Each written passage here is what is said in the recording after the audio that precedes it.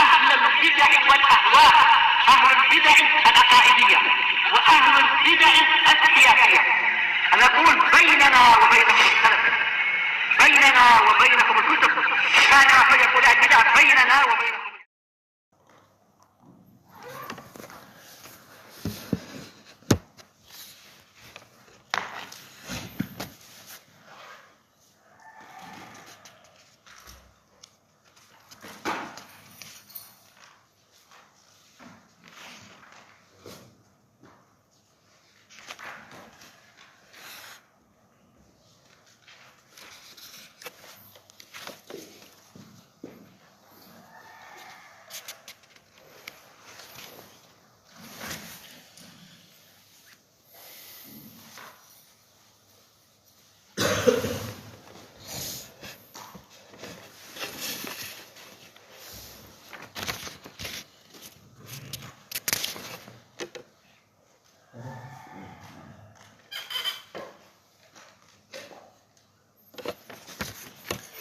Bismillahirrahmanirrahim. Alhamdulillah.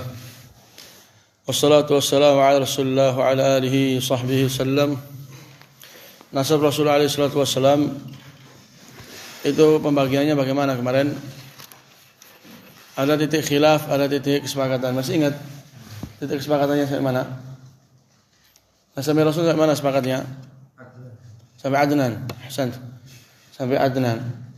Rasulullah nasabnya sampai Adnan itu muttafaq alaih, disepakati oleh para ulama. Kemudian dari Adnan sampai Ismail khilaf dia.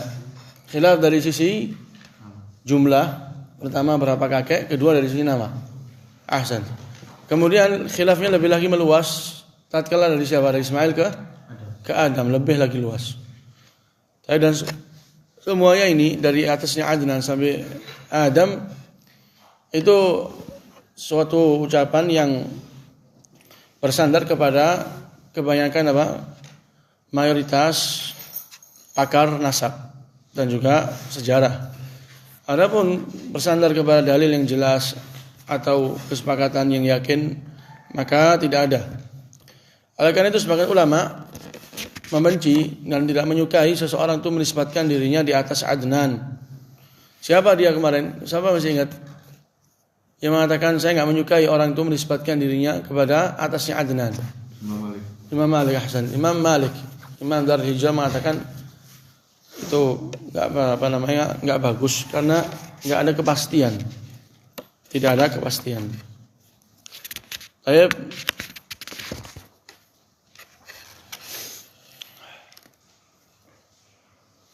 Rasulullah SAW itu di antara sifatnya beliau adalah suatu pilihan.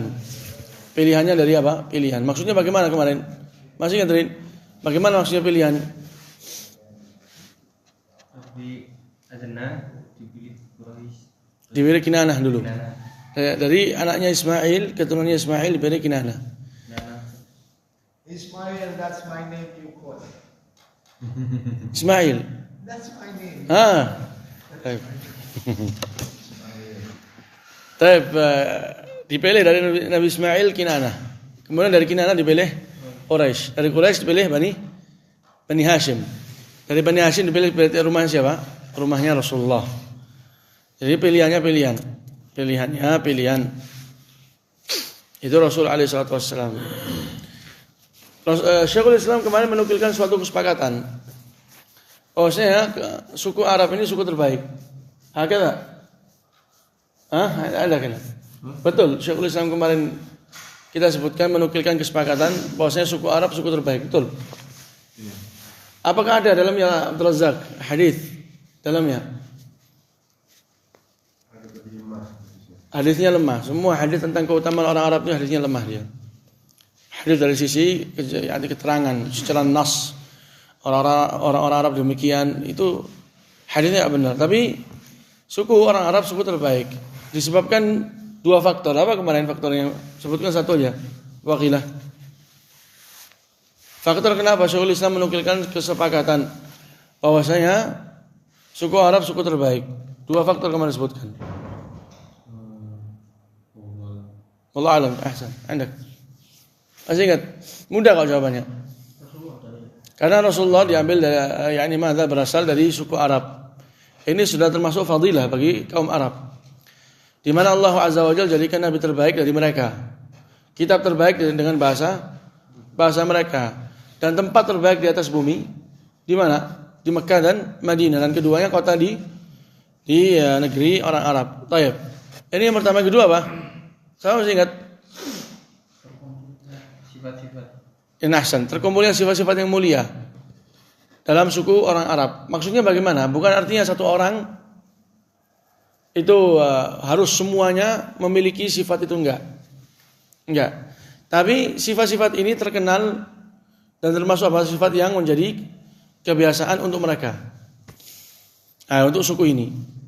Meskipun ada nanti di tengah-tengah suku orang Arab orang-orang yang memang sangat jauh dari sifat-sifat yang baik. Wa illa suku orang Arab ini terkenal dengan terkumpulnya sifat-sifat yang mulia, di mana sifat-sifat ini kalau dilihat dia itu apa? Terbagi di banyak bangsa, terbagi di banyak suku. Enggak terkumpulkan.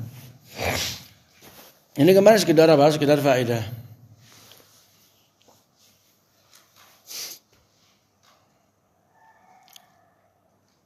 Kita lanjut insyaallah. Qala rahimahullah. Qala wa kadzalika banu Israil anbiya'uhum wa ghairuhum yastami'una ma'ahu fi Ibrahim al-Khalil alaihi salatu wassalam. Ini kemarin kita bahas ini. Ini kemarin sudah kita bahas, kita singgung secara ringkas. Bahwasanya Banu Israil. Israil itu siapa? Siapa Israil? Orang-orang Israel. Yang terletaknya di mana sekarang negaranya?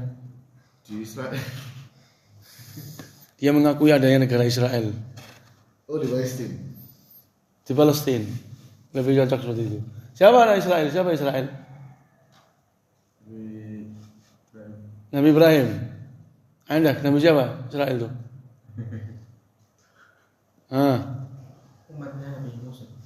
Umatnya Nabi Musa. Baru kemarin. Nabi Israel itu siapa? Dari Ishak. Tamam, siapa ya? Israel itu siapa dulu? Sebelum dari Ishak. Lebih umumnya dari Nabi Ibrahim. Naam. Israel itu Yakub. Israel itu Yakub alaihissalam. Innama harrama Israilu ala nafsih min qabli an tunazzala at-Taurah. Harrama Israilu ala nafsih. Harrama Yaqubu. Israel itu Yakub. Dan Bani Israil berarti apa artinya? Keturunannya Yakub, anak-anak Yakub. Berapa anaknya Yakub kemarin kita sebutkan? 9 atau 8? 9 atau 10? Baru kemarin. Inni ra'aitu ahada asyara kaukaba wasyamsa wal qamar ra'aituhum li sajidin. Kata Yusuf anaknya Yakub mengatakan, saya ini di mimpi ngelihat 11 bintang. 11 bintang ditambah dengan Yusuf berapa berarti? 12. Yang bikin makar berapa? 2. 11. Semuanya berarti kecuali Yusuf. Pas.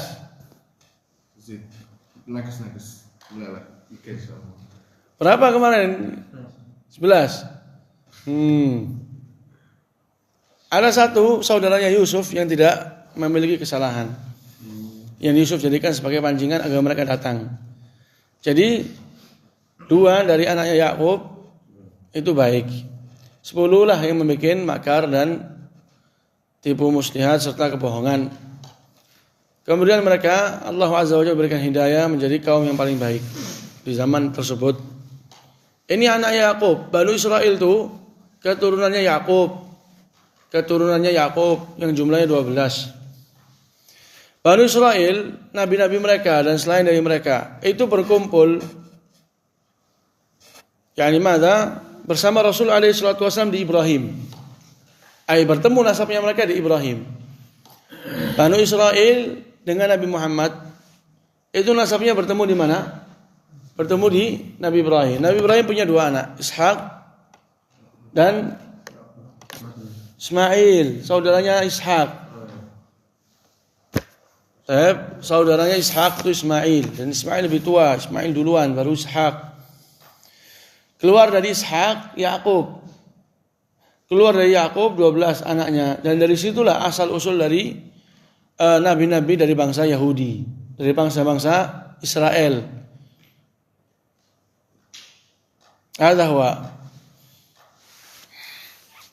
Adapun Nabi kita alaihi salatu wasallam jalurnya dari siapa? Nabi Ismail, jalurnya dari Nabi Ismail, keluar dari Nabi Ismail Kinanah, dari Kinanah Quraisy, dari Quraisy Banu Hashim ila akhirih.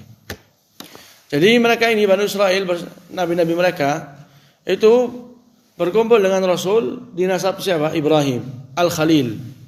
Apa artinya kemarin Khalil? Apa artinya Khalil? Khalil. Anta Khalili. Apa artinya kemarin Khalil? Kekasih Allah. Khalilullah, dia itu kekasih. Berapa kekasih Allah? 2. Yang pertama Ibrahim, kedua Muhammad alaihi salatu wassalam. Mana lebih agung? Mana Zah? Khalil atau Habib? Khalil lebih agung daripada Habib. Habib itu mungkin siapa saja, kemarin kita sebutkan. Orang untuk menjadi Habibullah itu apa? Mudah. Kalau memang dia dimudahkan. Karena banyak sebabnya. Untuk orang menjadi Habib itu banyak sebabnya, ada dalilnya. Untuk orang bisa sampai ke derajat dicintai oleh Allah. Tapi untuk sampai ke derajat Khalil tertutup pintunya. Karena itu memang dikhususkan. Itu dikhususkan. Rasulullah SAW mengatakan, Inni lastu kahayatikum. Inni yut'imuni Rabbi wa yasqini. Rasul waktu melarang para sahabat untuk puasa wisal. Puasa wisal itu puasa yang disambung dengan puasa tanpa ada sahur. Jadi terus dia menyambung puasa tersebut tapi tanpa apa? Tanpa sahur. Ini namanya puasa wisal. Rasulullah melarang para sahabat, dia ingin para sahabat ini melakukan hal tersebut. Takutnya datang suatu ayat atau perintah untuk mewajibkan hal tersebut sehingga memberatkan. Maka waktu Rasul alaihi salatu wasallam puasa wisal dan para sahabat dilarang, itu para sahabat berdalil dengan apa? Ya Rasulullah, innaka tuwasil. Ya Rasulullah, engkau itu melakukan apa?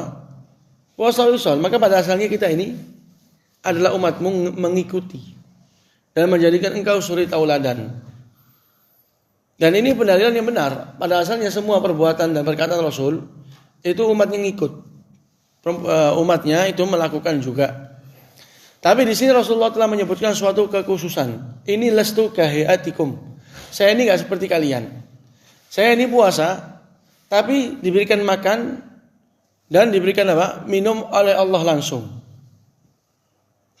Kata para ulama, maksudnya dari hadis ini kecintaan Rasulullah SAW dengan Tuhannya, sibuknya hati beliau dengan Tuhannya, itu menghalangi seseorang, yakni melalaikan seseorang dari rasa lapar dan dahaga. Jadi apa? Penuhnya kecintaan yang ada dalam hati itu menghalangi Rasulullah dan menutup rasa lapar dan rasa dahaga. Antum mau contoh lebih simpel, gini. Masih ingat ceritanya Yusuf dengan perempuan-perempuan? Bagaimana keadaan perempuan tersebut? Yusuf alaihissalam digoda oleh istrinya raja yang terkenal dengan nama siapa? Zulaikha kata. Al-muhim, Imratul Aziz. Di Quran tulisannya adalah istrinya Al-Aziz. Aziz seorang raja. Baik. Dan para perempuan di kota tersebut waktu mendengar kabar, waduh, istrinya raja ini mengganggu Yusuf, menggoda Yusuf. Mereka kayak memandang ini adalah suatu hal yang sangat terhina, hal yang tidak sesuai dengan derajat istrinya seorang raja mengganggu budaknya dia, Yusuf, bawahannya dia. Akhirnya Imratul Aziz ini ingin menampakkan untuk mereka, kalian ini nggak tahu siapa Yusuf. Akhirnya dipersiapkan bagi mereka apa? Tempat duduk dan pisau. Datang siapa? Yusuf, suruh lewat depannya para perempuan itu. Akhirnya apa yang terjadi? Saking terpesonanya mereka ini dan tergodanya dengan ketampanan Yusuf, sehingga mereka itu kehilangan kesadaran. Karena hati mereka sedang sibuk dalam menikmati ketampanan yang luar biasa. Sehingga tatkala mereka memotong tangan mereka enggak sadar. Itulah keadaan orang tatkala hati mereka terpenuhi dengan rasa cinta. Hati seseorang kalau terpenuhi dengan rasa cinta, alhamdulillah, dia punya panca indera jawarih ini zahirnya itu mulai mengurang. Kesadarannya dia itu mulai mengurang dan semua tertuangkan kepada kesibukan hati dia itu kepada apa? Kecintaan. Demikian juga Rasulullah, kecintaan beliau kepada Allah itu sangat dalam. Kecintaan Rasulullah kepada Allah itu sangatlah mendalam. Dari dalam lubuk hati, dari dasar. Maka kecintaan ini melalaikan Rasulullah dari rasa lapar, dari rasa dahaga. Seperti perempuan-perempuan tadi itu. Ngelihat ketampanan itu enggak sadar lagi mereka sedang memotong tangan-tangan, mengiris tangan-tangan mereka. Baik. Contoh yang lebih ini, orang-orang yang sudah pernah menikah itu akan tahu. Mereka terkadang di malam pertama enggak bisa merasakan apa? Rasa lapar. Enggak ada rasa lapar, enggak ada rasa ini, semua lupa. Karena sedang apa? Sedang tersibukkan hati dia dengan sesuatu yang sangat menyibukkan. Sehingga melalaikan dari yang namanya lapar itu di akhir waktu. Atau mungkin hari keduanya baru ingat bahwasanya dia itu manusia yang perlu makan. Dikarenakan dari itu terpenuhi hati seorang dengan rasa cinta. Demikian juga Rasulullah. Rasulullah itu dijadikan oleh Allah kekasih karena keadaannya demikian. Karena Rasulullah yadhkurullah ala kulli ahyani, kata Aisyah. Rasulullah itu berzikir kepada Allah di semua waktunya. Ala kulli ahyani, di semua waktunya. Siapa di antara kita yang menyebut Allah di semua waktunya? Hadha. Qala alladhi ja'ala Allah fi dzurriyyatihi an-nubuwwata wal kitab. Nabi Ibrahim yang Allah jadikan di keturunannya itu kenabian dan juga kitab. Ada di keturunan Nabi Ibrahim itu para nabi dan juga Alkitab. Akan tetapi faminhum muhtad wa minhum wa aktsaruhum fasiqun. Di antara keturunannya Nabi Ibrahim itu ada yang mendapatkan hidayah. Mereka mendapatkan kedudukan kenabian. Ada juga di antara mereka yang fasiqun. Tapi oleh karena itu Nabi Ibrahim dijuluki dengan Abul Anbiya. Bapaknya para nabi. Karena dari keturunannya Nabi Ibrahim keluar para nabi. Banyak sekali nabi itu jumlahnya berapa nabi? 25. Yang tertulis dan tersebutkan dengan namanya di Quran. Nah, 25. Tapi berapa jumlahnya? Saya masih ingat. Enggak terhingga. Seperti jumlahnya bintang atau pasir. Lah malaikat lah. 300 sekian. Pertanyaannya itu adalah para nabi. Para nabi berapa jumlahnya? 10.024.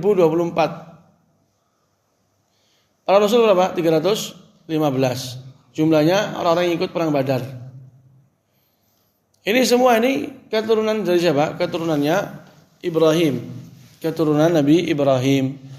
Jadi mereka ini para nabi yang tidak kita ketahui lebih banyak. Dan Allah Azza wa Jalla berkecukupan dengan menyebutkan keumuman. Minhum man qasasna 'alaik wa minhum man lam naqsus 'alaik. Di antara para nabi ini ada yang kami ceritakan kepada engkau, ada yang tidak kami ceritakan kepada engkau. Jadi ada di sana para nabi yang enggak disebut ceritanya wala juga namanya. Cuma diberikan isyarat. Para nabi jumlah sekian. 24 di hadis Abi Dzar. Yang dibenarkan oleh Syekh Al-Albani. Qala wa hakadha amara Allah subhanahu Bani Israil ala lisan Musa alaihi salam.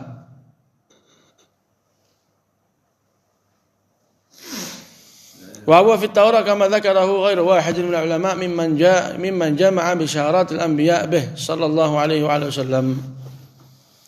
Rasul ini juga tersebut keadaan dan juga kedudukan beliau di Taurah. Dan juga di pengkabaran Musa untuk kaumnya. Sebagaimana apa yang disebutkan oleh para ulama, mereka mengumpulkan tentang kabar gembira tentang kedatangan Nabi Muhammad. Jadi kedatangan Nabi Muhammad ini telah didahului oleh kabar yang sangat banyak dan telah didahului dengan al-bisyarat. Al-bisyarat itu kabar gembira. Artinya mereka telah mengkabarkan akan datang di akhir zaman Nabi yang kada wa kada, Nabi yang demikian dan demikian. Ini sudah ada. Dan Allah Azza wa Jalla telah mengambil perjanjian oleh semua para nabi. Wa idz akhadallahu mitsaqan nabiyyin lama ataitukum min kitabin wa hikmah.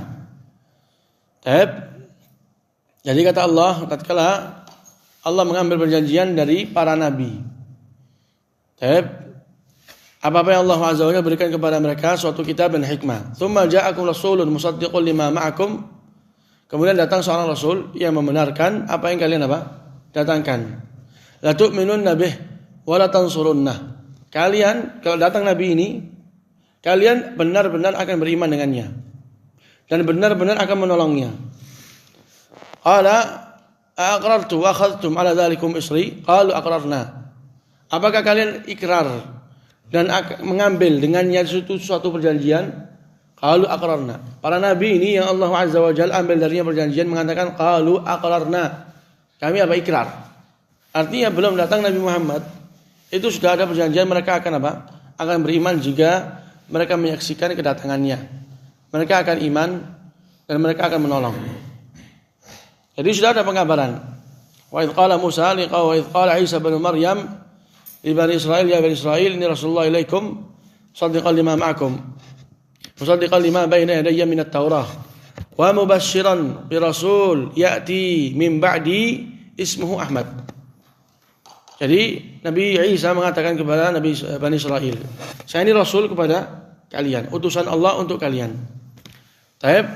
Di mana dia itu mendatangkan Taurat, mendatangkan Injil, dan mendatangkan suatu kabar gembira dengan seorang nabi yang datang selepasnya namanya Ahmad. Falamma ja'ahum bil bayinat qalu hadza sihrun mubin. Tatkala datang nabi tersebut dengan bukti-bukti, mereka mengatakan ini adalah sihrun mubin, sihir yang nyata. Al-habwa ini bagian tidur memang. Maka dilarang dari Jumat. Habwa bagian orang itu tidur. Habwa. Maka dilarang dari hari Jumat, mengundang rasa ngantuk. Taib, inna Allah Ta'ala qala huma ma'na sa'uqimu lakum min awlad akhikum nabiyan kullukum isma'lah wa aj'aluhu 'aziman jidda. Ini di antara Ini di antara apa yang ada di kitab yang namanya At-Tathniyah ayat 17-19. Ini ada di salah satu kitab Bani Israil, mengkabarkan tentang kedatangan Nabi Muhammad, di mana Allah berfirman untuk mereka, saya akan menegakkan untuk kalian dari anak cucu saudara kalian. Ini sekarang diajak bicara siapa? Bani Israil. Bani Israil, anak saudaranya berarti anaknya siapa? Keturunannya Ismail. Karena mereka itu anaknya dari keturunannya Ishak. Kata Allah di kitab ini, kitab sebelum Quran, saya akan tegakkan untuk kalian dari anak cucu saudara kalian, yaitu Ismail. Kalian semua akan mendengarkan dan taat kepadanya. Wa aj'aluhu 'aziman jiddan, dan saya menjadikan dia itu sangatlah agung. Dan ini wallahu alam benar tidaknya. Karena kitab-kitab sebelum Quran itu telah masuk dalamnya perubahan. Dan yang dirubah jauh lebih banyak dari yang asli. Yang dirubah jauh lebih banyak dari yang asli. Maka sikap kita untuk setiap pengkabaran yang datang dari kitab-kitab sebelum Quran yang berasal dan bersumber dari Taurat atau Injil, maka sikap kita tidaklah masih ingat tidak kita benarkan, tidak juga kita dustakan. Karena kalau seandainya kita benarkan, takutnya itu adalah bukan kalamullah, itu termasuk hal yang direkayasa. Kalau kita dustakan, takutnya itu termasuk sesuatu yang belum kena perubahan. Maka kita mengatakan amanna bima unzila ilaina wa ma unzila ilaikum. Kami ini beriman dengan apa yang diturunkan kepada kami dan apa yang diturunkan kepada kalian. Kami beriman. Tapi untuk perincinya ini firman Allah ataukah bukan, kita enggak mampu. Kita enggak mampu. Cuma ucapan ini akan datangnya seorang nabi dari keturunan Ismail. Apakah ada dan benar? Benar. Maka dari sisi kebenaran dia benar. Dan telah ada di sana dalil-dalil yang menguatkan yakni tetapnya ucapan ini. Qala wa lam yulad min bani Ismail a'zam min Muhammad sallallahu alaihi wa ala alihi wasallam. Tidak dilahirkan dari keturunan Ismail yang lebih agung dari Nabi Muhammad. Bahkan tidak diciptakan suatu makhluk yang lebih agung dari Nabi Muhammad. Enggak ada. Enggak ada. Setinggi-tingginya makhluk itu apa? Arsy. Dan seagung-agungnya makhluk arsy. Dan makhluk yang paling taat kepada Allah para malaikat. Tapi Rasulullah SAW lebih mulia dari semua itu. Lebih mulia dan lebih agung, lebih tinggi dari arsy dan lebih taat kepada Allah daripada para malaikat. Jadi enggak dilahirkan suatu nabi yang lebih agung dari Nabi Muhammad. Bahkan kita lebih umum lagi, tidak ada suatu makhluk yang lebih agung dari Nabi Muhammad. Dan ini termasuk bentuk Allah memilih. Termasuk bentuk pilihan dari Allah. Qala wa lam yulad min bani Ismail a'zamu min Muhammad sallallahu alaihi wasallam. Kata Ibnu Katsir, tidak dilahirkan dari keturunan Ismail yang lebih agung dari Nabi Muhammad. Qala bal lam yulad min bani Adam ahadun wala yulad ila qiyamis sa'a a'zamu min. Nah ini dia. Bahkan tidak dilahirkan dari keturunan Adam satupun. Tidak juga Pak, dilahirkan sampai hari kiamat yang lebih agung dari Nabi Muhammad. Ini yang benar. Ini yang benar. Enggak ada yang lebih agung dari Rasul alaihi wasallam dari makhluk. Qala faqad sahha annahu qala ana sayyidu walad Adam wala fakhr. Adam faman dunah min al-anbiya tahta liwa'i. Saya ini adalah Sayyid walad Adam. Sayyid walad Adam. Pemimpin keturunannya Adam. Sayyid itu pemimpin. Ketua. Sayyid walad Adam, ketua dari keturunan yakni Adam wala fakhr. Tidak ada dalamnya itu bentuk berbangga-bangga. Karena memang itulah hakikatnya. Saya ini pemimpin, saya ini paling mulia dari keturunannya Adam. Adam faman dunah minal anbiya tahta liwa'i. Kata Rasul Adam dan yang di bawahnya dari kalangan para nabi itu di bawah benderaku. Semuanya di bawah bendera dan yakni kepemimpinan Nabi Muhammad alaihi salatu wassalam. Wa sahha anhu annahu qala sa'aqumu maqaman yarghab ilayhi al-khalqu kulluhum hatta Ibrahim.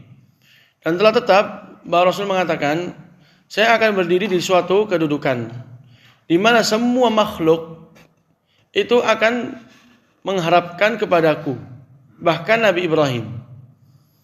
Mengharap dalam arti menginginkan Nabi Muhammad SAW untuk memberikan syafaatul uzma, syafaat yang memang tidak ada satupun para nabi yang mampu. Jadi di hari kiamat nanti Allah Azza wa Jalla akan kumpulkan manusia semuanya. Allah akan kumpulkan semua makhluk di padang mahsyar. Terjadi apa yang terjadi dari didekatkannya matahari dan manusia keadaannya sangat berbeda. Ada yang diazab, ada yang dalam kenikmatan, ada yang di tengah-tengah, semua sesuai dengan amalannya masing-masing. Maka ini adalah sesuatu yang sangat memberatkan bagi mereka. Di mana Allah tidak langsung memutuskan suatu keputusan. Ini di surga, ini di neraka, ini kada. Enggak ada bentuk keputusan secara terang. Kemudian di sana ada kaum mukminin yang memang Allah Azza wa Jalla tegakkan mereka. Mereka mengatakan kalau seandainya kita mendatangi para nabi agar mereka itu apa? Memberikan syafaat bagi kita. Meminta kepada Allah agar mempercepat yang namanya hisab. Antum bisa bayangkan bagaimana orang itu kalau terlambat menunggu suatu keputusan, itu sangat gak enak. Sangat gak enak. Sebagai contoh misalnya, orang menunggu surat menyuratnya dia di imigrasi. menunggu surat menyurat di imigrasi, lama sekali, ditunda, nggak ada keputusan. Setiap hari kembali dan mendatangi imigrasi mengurus. Itu semua sangat apa? Sangat memberatkan. Di hari kiamat pun demikian. Orang-orang ini menunggu keputusan dari Allah. Menunggu Allah Azza wa Jalla datang dan memberikan keputusan. Itu apa? Sangat terlambat. Maka mereka memohon kepada para nabi agar meminta kepada Allah supaya mereka itu apa? yakni memberikan syafaat bagi mereka agar Allah mempercepat yang namanya al-faslul qada. Keputusan, hukuman. Ini di surga, ini di neraka, dipercepat. Siapa yang pertama kali datangi? Adam. Adam itu nabi yang pertama yang mereka datangi. Datang ke Adam dan meminta kepada mereka syafaat agar ditegakkan syafaatul uzma ini dengan menyebutkan sifat-sifat yang khusus bagi Nabi Adam. Anta abuna Adam alladzi khalaqaka biyadayhi. Alladzi khalaqaka biyadayhi, yang Allah ciptakan engkau dengan kedua tangannya langsung. Alladzi amaraka wa asjada lakal malaikah, yang Allah Azza wa Jalla sujudkan para malaikat untukmu. Ini enggak ada satupun makhluk yang Allah perintahkan agar para malaikat itu sujud kepadanya. Cuman Adam. Jadi Adam keutamanya sangat banyak. Tapi Adam mengatakan, saya bukanlah ahlinya untuk itu. Kemudian dia menyebutkan juga kesalahannya yang telah beliau lakukan, di antaranya memakan buah yang Allah Azza wa Jalla larang. Kemudian Adam memerintahkan mereka untuk mendatangi Nuh. Datanglah kalian kepada Nuh, mintalah kepada Nuh.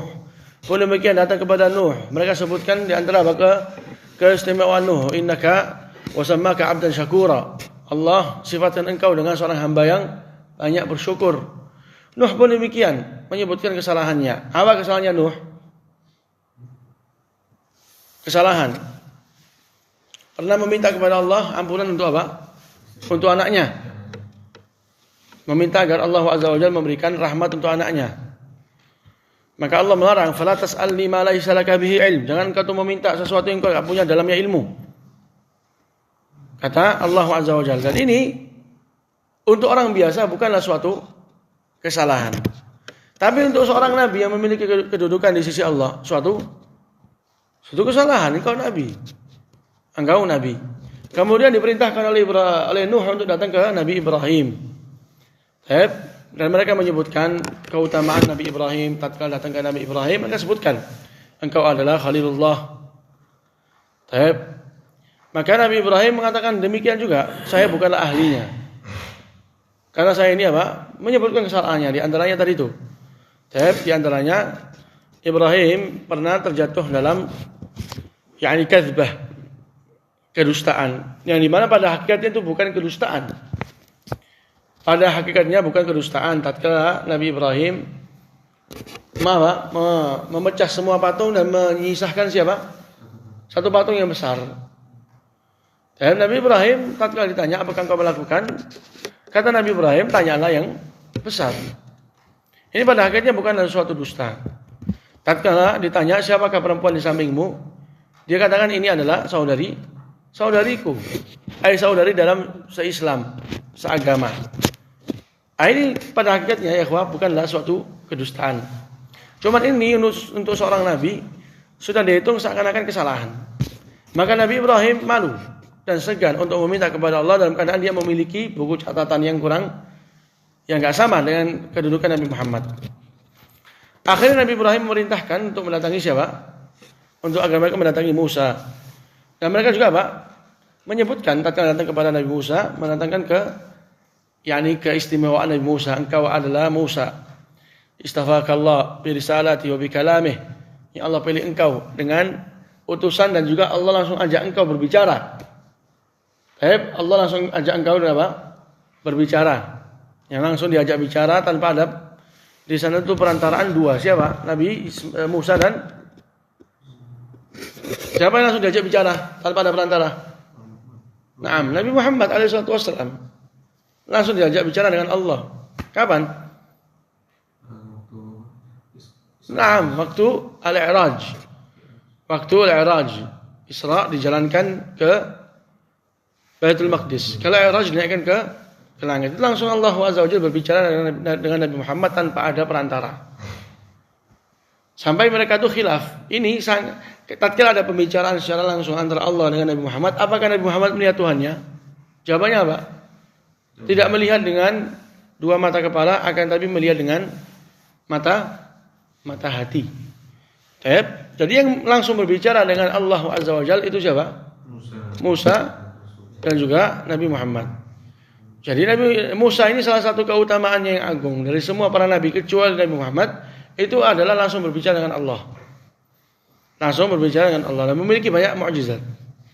Pun Musa demikian, menyebutkan kesalahannya. Dulu dia pernah siapa? Pernah membunuh salah seorang dari Qibti. Tatkala ada perkelahian antara Qibti dengan Bani Israel, maka Nabi Musa itu membela siapa yang satu suku dengannya. Dengan satu pukulan langsung meninggal. Itu Nabi Musa. Maka ini suatu kesalahan yang dimana menghalangi Musa dan menjadikan Musa untuk segan meminta kepada Allah Azza wa Jalla syafaat yang sangat agung ini. Kemudian turun kepada Aisyah. Aisyah pun mengatakan saya ini bukanlah ahlinya, tapi enggak menyebutkan kesalahan. Jadi semua para nabi ini menyebutkan alasan, kecuali siapa? Aisyah. Enggak ada kesalahan yang dia sebutkan. Sampai datanglah mereka kepada Nabi Muhammad SAW. Rasul di situ mengatakan analaha. Sayalah ahlinya. Sayalah adalah ahlinya untuk meminta syafaat tersebut. Kemudian dia Rasulullah SAW mendatangi al-arsh dan sujud di bawah al-arsh. Kemudian Allah Azza wa Jalla mengatakan irfa sal tu'tah washfa' tushaffa'. Angkatlah kepalamu, engkau mintalah, engkau akan diberi. Berilah syafaat, engkau akan dikabulkan syafaat tersebut. Di situ Rasulullah SAW tatkala sujud di bawah arsy dan meminta syafaatul uzma, syafaat yang semua para nabi enggak mampu. Itu Rasul SAW memuji Allah dengan pujian yang dimana Rasulullah itu enggak bisa memuji dengan pujian tersebut sebelumnya. Maksudnya bagaimana? Sekarang kita di dunia ini memuji Allah dengan apa yang kita ketahui dari suatu pujian, baik di kitabullah atau di sunnah. Tapi nanti datang di hari kiamat, Nabi Muhammad SAW akan memuji Allah. Dan Allah akan bukakan pujian-pujian yang Rasulullah belum mengetahui. Berarti ini salah satu dalil bahwa nama-nama dan sifat-sifat Allah itu apa? Tidak terbatas. Tidak terbatas. Lihat Rasulullah ini nanti akan memuji Allah dengan pujian yang dimana Rasulullah enggak mengetahui sebelumnya. Di dunia ini sekarang kita memuji Allah dengan nama-nama dan sifat-sifat yang kita ketahui. Tapi nanti di akhirat ada banyak lagi pujian yang Allah akan bukakan untuk Nabi Muhammad yang Nabi Muhammad mengatakan lam uhsin qablaha. Saya ini belum yang dimana saya ini belum tahu, belum bisa sebelumnya. Jadi nama-nama Allah itu enggak terbatas ya ikhwah. Pujian Allah itu enggak terbatas dengan apa yang kita ketahui.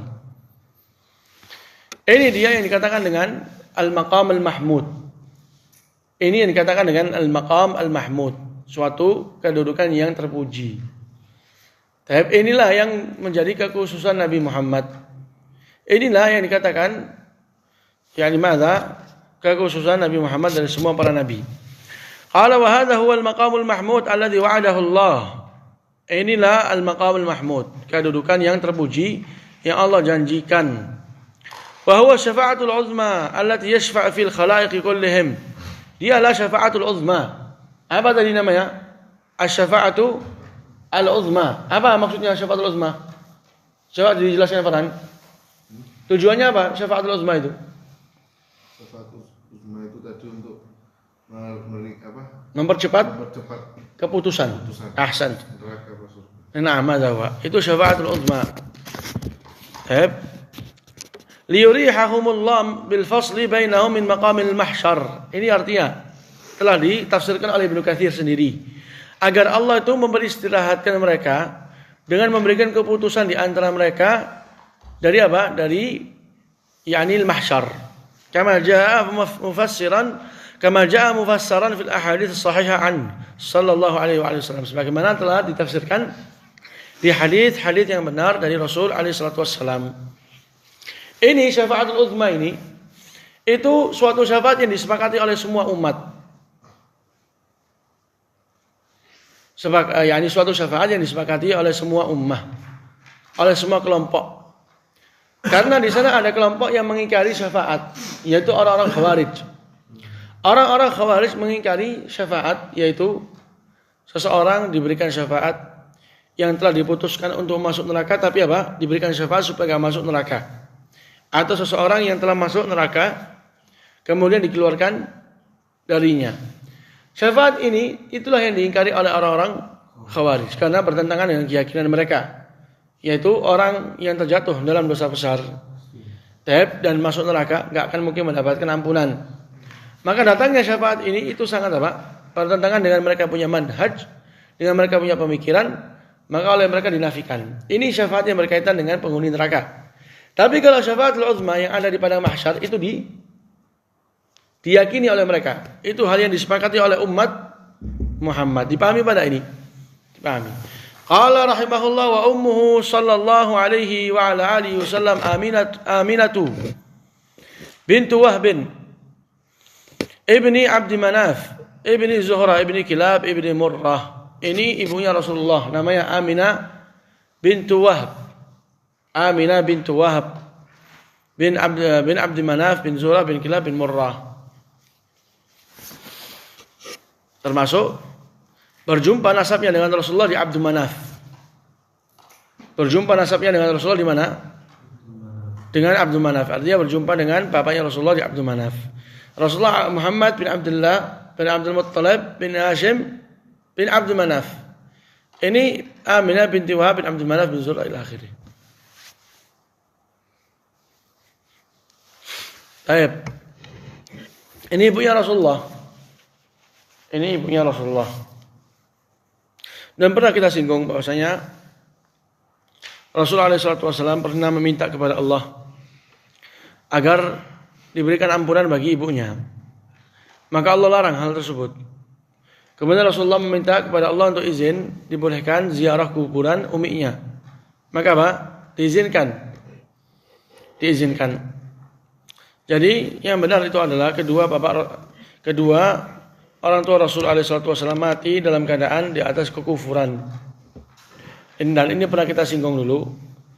Tatkala orang mengatakan hal ini bukan berarti sedang merendahkan Rasulullah, tapi sedang mengamalkan suatu hadis yang sangat jelas. Dan pernah kita sebutkan bahwasanya keyakinan seseorang itu dalam permasalahan ini jangan sampai dibangun di atas perasaan, sehingga memandang ini Rasulullah, Nabi yang paling mulia. Maka tidak cocok untuk kita katakan bapak ibunya itu kafir. Karena perkataan ini dibangun di atas perasaan. Dan agama Islam bukanlah agama yang dibangun di atas perasaan. Hasan. Adzahwa.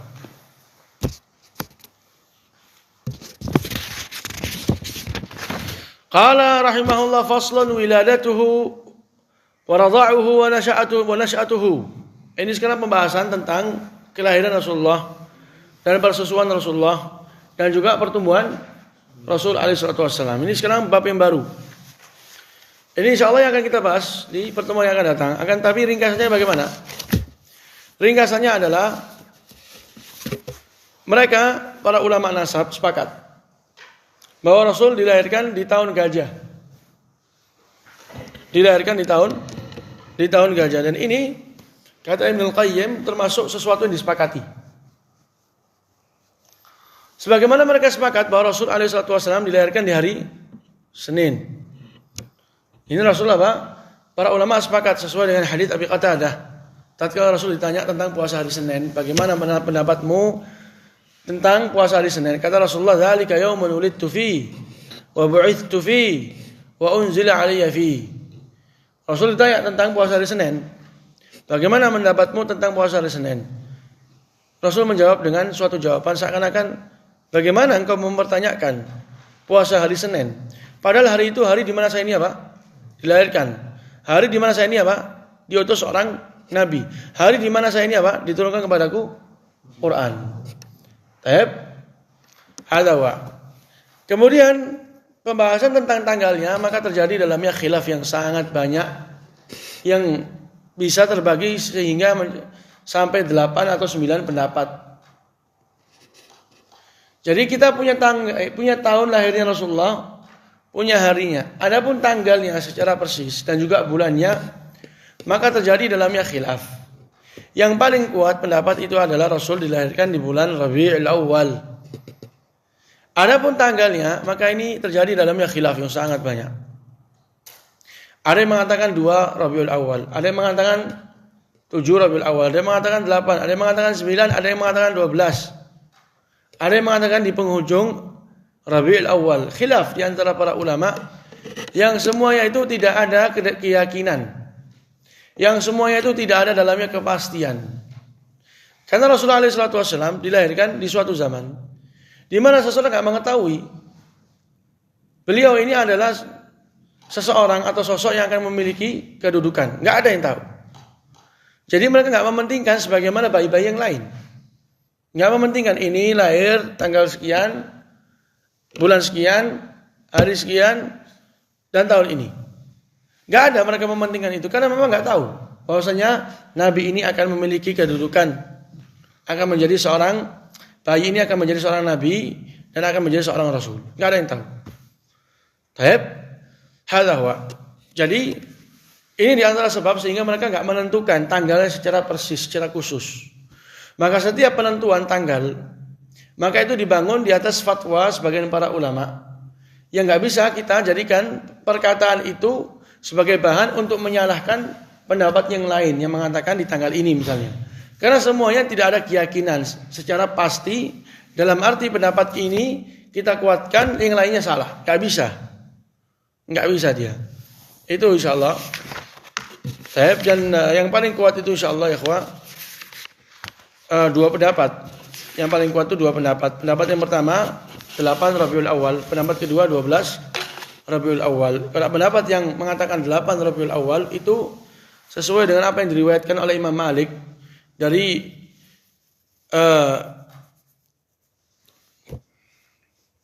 Yunus bin Zaid Al-Aili dan juga Uqail.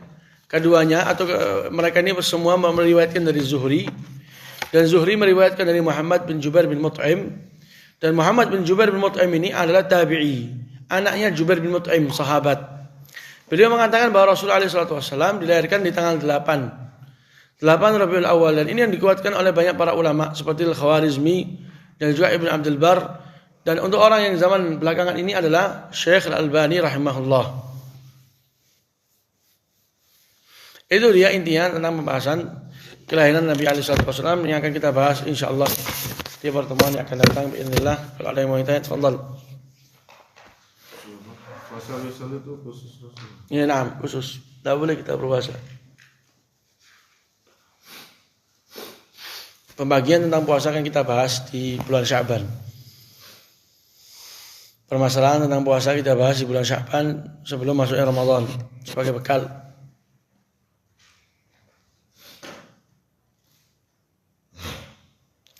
Kalau ada pertanyaan insyaallah subhanakallahumma rabbana bihamdik asyhadu an la ilaha illa anta astaghfiruka wa atubu ilaik.